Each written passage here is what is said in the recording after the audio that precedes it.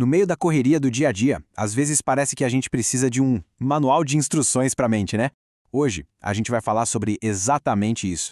Uma filosofia super antiga, mas que, olha, é incrivelmente atual para lidar com o caos da vida moderna. É como se fosse uma ferramenta para a gente construir um pouco mais de calma e força, sabe? Não importa a tempestade que esteja lá fora. Pensa só, nessa nossa vida super conectada, é muito fácil se sentir meio perdido, né? Como se a gente estivesse sempre à deriva, só reagindo à notificação que apita, à notícia que choca, à expectativa que os outros colocam na gente. Essa sensação de estresse, de impotência, é quase que geral hoje em dia. Mas e se existisse um jeito de construir uma verdadeira fortaleza por dentro, sabe? Uma proteção contra tudo isso?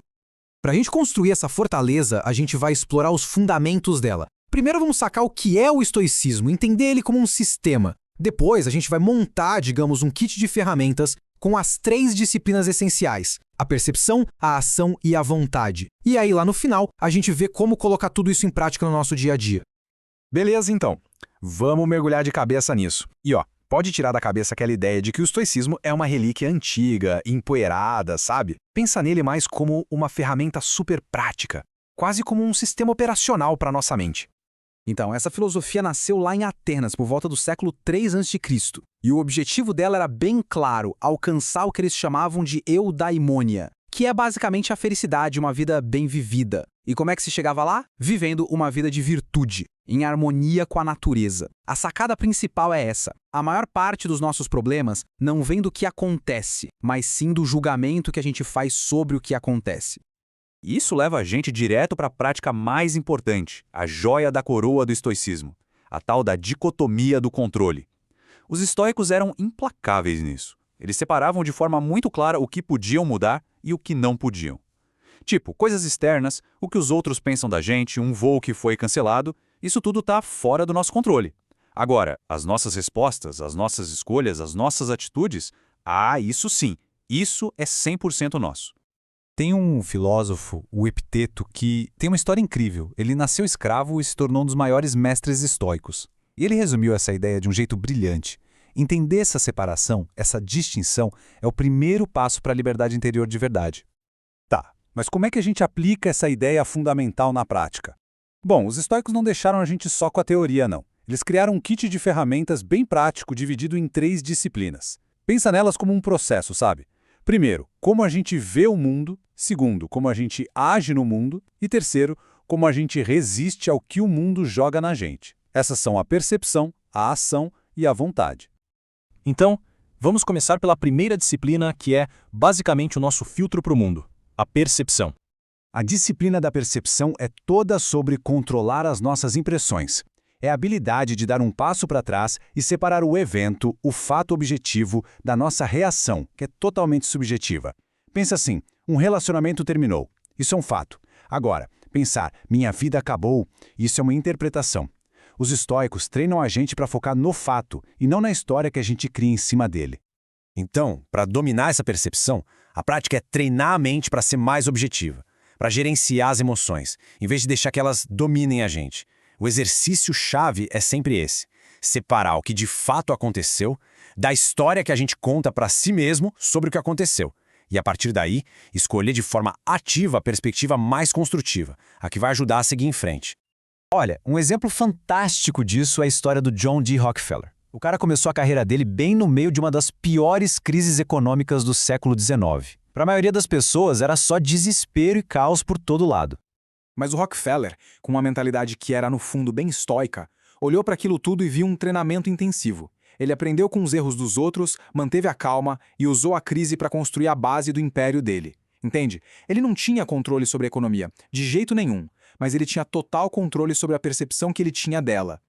Ok, depois de aprender a ver o mundo com mais clareza, a próxima pergunta é meio óbvia, né? Como é que a gente age nesse mundo? E é isso que nos leva para a segunda disciplina, a ação. E olha, agir corretamente não tem nada a ver com estar sempre ocupado, correndo de um lado para o outro. É sobre agir com propósito. É sobre canalizar a nossa energia na direção certa, sabe? Fazendo o que tem que ser feito para o bem maior, sem desperdiçar esforço com coisa inútil ou, de novo, com aquilo que está fora do nosso controle. Os princípios aqui são bem diretos. Primeiro, Em vez de só reagir no impulso, a gente deve canalizar a nossa energia de forma deliberada. Segundo, é sobre fazer o seu trabalho e fazer bem feito. Terceiro, ser persistente, mesmo quando a coisa aperta. E talvez o mais importante de tudo é enxergar cada obstáculo não como uma barreira, mas como combustível para seguir em frente, sempre com o bem comum em mente. Essa frase do Epiteto resume perfeitamente a essência da ação estoica.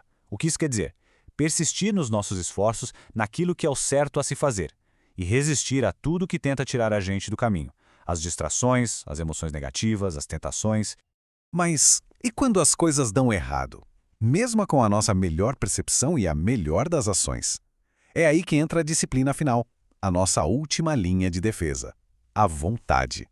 A vontade é tipo o nosso santuário interior, aquela fortaleza que a gente falou no começo. É a nossa capacidade de aceitar o que a gente não pode mudar e de encarar a adversidade com coragem. E veja bem, não é uma resignação passiva de desisto. Não, é uma força ativa que permite que a gente continue de pé, firme, não importa o tamanho da tempestade. E para ilustrar a força da vontade, tem uma das histórias mais poderosas que existem, a de James Stockdale. Ele era um piloto da Marinha Americana.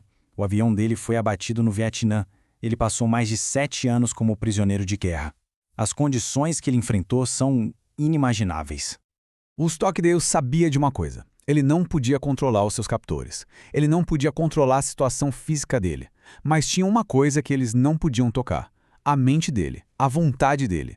Usando os princípios que ele aprendeu lendo Epicteto, ele resistiu. Ele liderou outros prisioneiros. E ele sobreviveu, não só fisicamente, mas com a honra dele intacta. Isso é a fortaleza interior em ação no seu estado mais puro. Bom, a gente já viu a teoria, né? Agora, o ponto crucial é: como é que a gente integra essas disciplinas na nossa vida? Como é que a gente constrói a nossa própria fortaleza interior? Juntando todas as peças, o que a gente tem é um sistema bem poderoso. A percepção nos dá sabedoria, para ver o mundo como ele realmente é. A ação nos guia com justiça, para a gente fazer a coisa certa. E a vontade nos dá coragem para aguentar o que vier pela frente. São 3 disciplinas, mas com um único objetivo: viver bem. Mas beleza, como é que se treina esses músculos mentais? Existem alguns exercícios bem práticos. A gente pode manter um diário, que nem o imperador Marco Aurélio fazia, para refletir sobre o dia que passou.